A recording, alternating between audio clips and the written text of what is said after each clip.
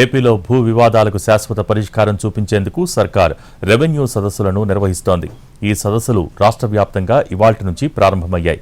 మొత్తంగా 33 రోజుల పాటు ఈ సదస్సులు జరగనున్నాయి.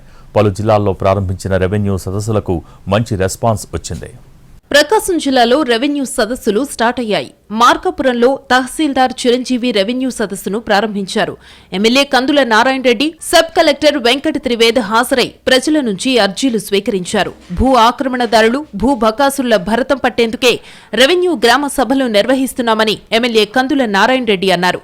ప్రజలు నిర్భయంగా రెవెన్యూ సమస్యలు అధికారుల దృష్టికి తీసుకురావాలన్నారు.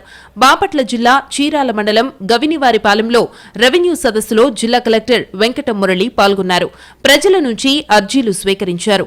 దీర్ఘకాలికంగా అపరిష్కృతంగా ఉన్న సమస్యల ప్రాధాన్యతల కోసం జనవరి 8 వరకు ఈ సదస్సులు జరుగుతాయని కలెక్టర్ తెలిపారు. విజయనగరం జిల్లా బొండపల్లి మండలం గొట్లాంలో రెవెన్యూ సదస్సులో మంత్రి కొండపల్లి శ్రీనివాస్ పాల్గొన్నారు. కొన్నేళ్లుగా పరిష్కారం కాని భూ సమస్యలను సత్వరమే పరిష్కరించేందుకు రెవెన్యూ సదస్సులు నిర్వహిస్తున్నామని ఆయన తెలిపారు. ప్రజలు ఈ అవకాశాన్ని సద్వినియోగం చేసుకోవాలని కోరారు.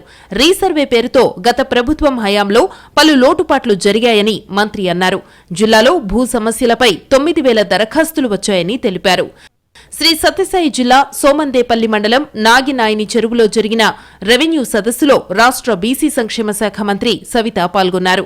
గత ప్రభుత్వంలో తరాల నుండి వచ్చిన ఆస్తులను జగన్మోహన్ రెడ్డి తన పేరు పట్టాపై ముద్రించి స్థలంలో తన ఫోటో కలిగిన సర్వేరాళ్లను వేయించారని మంత్రి అన్నారు. సదస్సుల్లో గ్రామాలకు సంబంధించిన రికార్డుల్ని ప్రదర్శించారు. అసైన్డ్, ప్రీ హోల్డ్, లీజ్, కేటాయింపు భూముల వివరాలను చూపిస్తున్నారు. మరోవైపు గతంలో ఇళ్ల పట్టాలు పొందిన లబ్ధిదారుల్లో అనర్హుల ఏరివేతకు కూడా శ్రీకారం చుట్టింది ప్రభుత్వం.